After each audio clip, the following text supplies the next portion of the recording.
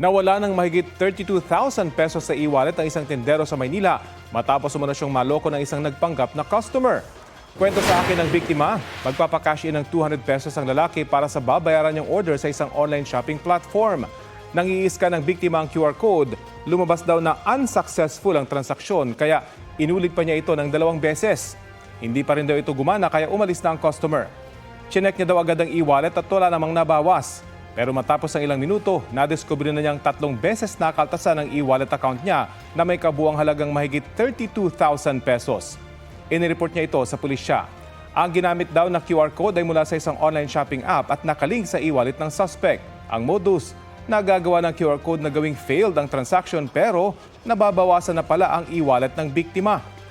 Naaresto ang driver ng tricycle na sinakyan ng suspect. Inamin niyang kilala niya ang suspect at binigyan siya ng malaking halaga ng pera. Pero hindi raw niya alam ang ginawa ng kanyang kumpare. Tinutugis pa ang nagpanggap na customer.